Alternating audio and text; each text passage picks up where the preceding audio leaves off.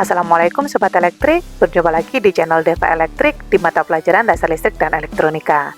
Topik pembahasan kali ini adalah rangkaian arus searah. Sebelum kita masuk ke materi, hendaknya kita pahami dulu tujuan dari pembahasan materi kali ini. Tujuan yang pertama adalah kita dapat menganalisis sifat elemen pasif rangkaian listrik arus searah dan rangkaian peralihan. Yang kedua, kita juga dapat memeriksa sifat komponen pasif dalam rangkaian listrik arus searah dan rangkaian peralihan. Syarat arus listrik bisa mengalir, kita review dari materi sebelumnya. Syaratnya adalah minimal di dalam rangkaian harus ada yang pertama, yaitu sumber arus atau sumber tegangan. Diberi contoh di sini adalah berupa baterai atau generator disimbolkan dengan tanda seperti simbol warna merah. Kemudian yang kedua, harus ada beban listrik, dicontohkan lampu atau resistor, diberi simbol seperti yang ada di slide.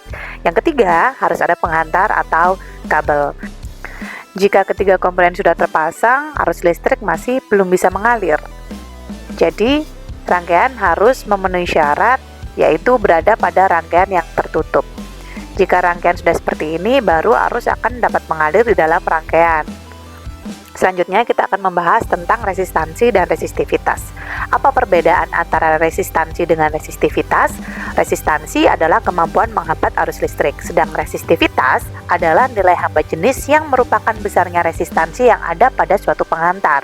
Jadi perbedaan resistansi dengan resistivitas adalah nilai resistansi pada setiap bahan selalu berubah-ubah, sedangkan nilai resistivitas pada setiap bahan selalu tetap tergantung pada jenis bahannya. Fungsi hambatan listrik. Yang pertama, dapat membatasi arus yang mengalir. Di sini adalah gambar-gambar komponen di mana semua komponen kelistrikan pasti memiliki nilai hambatan listrik.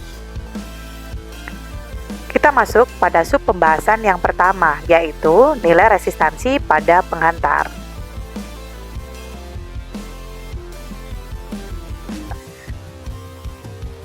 Setiap peralatan listrik pasti terhubung dengan penghantar atau kabel.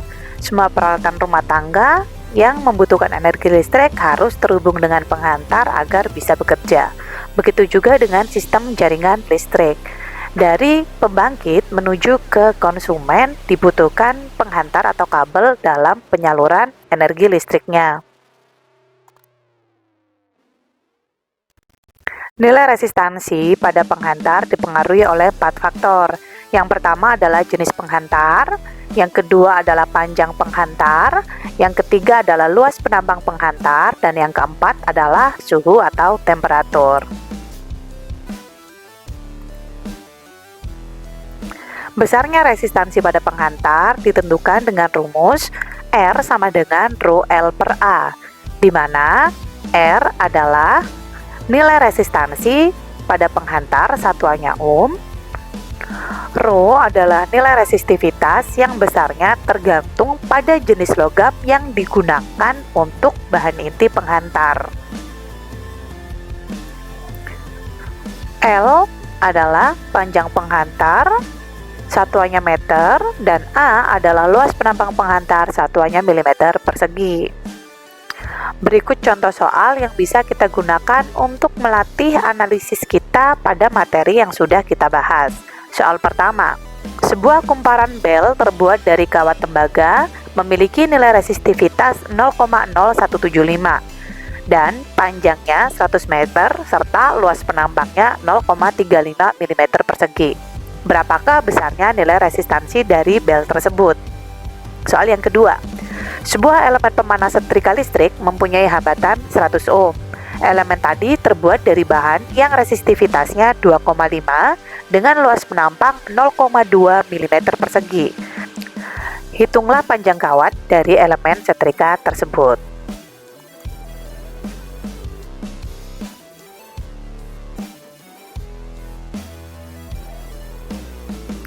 Faktor yang mempengaruhi nilai resistansi pada penghantar selanjutnya adalah temperatur atau suhu.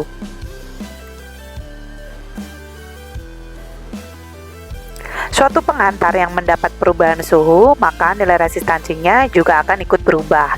Resistansi penghantar akan berubah sesuai dengan perubahan suhu atau temperatur dan dinyatakan dengan rumus R2 sama dengan R1 1 plus alfa T2 min T1 dengan keterangan sebagai berikut.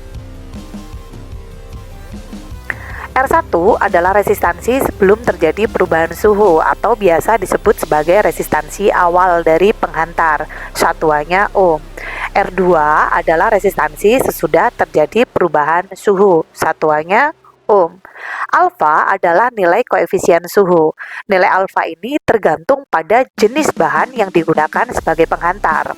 T1 adalah suhu awal penghantar, dan T2 adalah suhu akhir, yaitu kondisi di mana penghantar sudah mengalami kenaikan temperatur.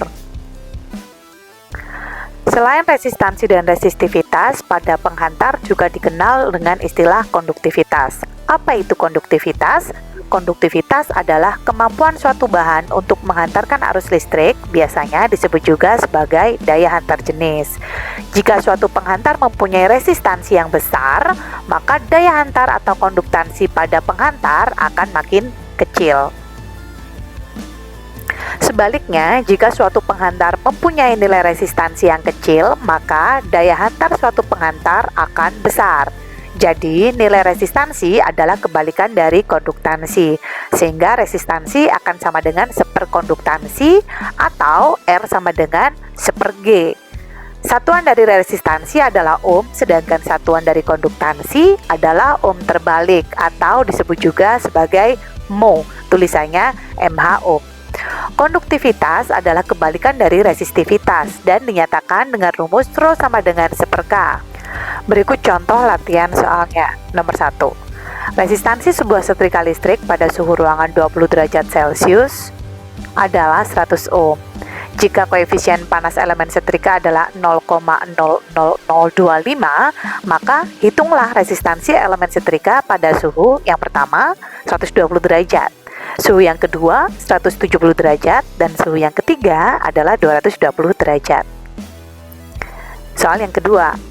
Suatu jaringan listrik terbuat dari kawat tembaga, panjangnya 300 km, luas penampangnya 10 mm persegi, dan resistivitasnya 0,02. Angka-angka di atas dilakukan pada saat pengukuran suhu 20 derajat Celcius.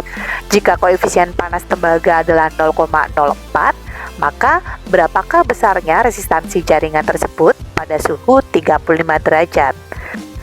Mudah kan contoh soalnya? Baik, demikian pembahasan tentang materi resistansi dan resistivitas.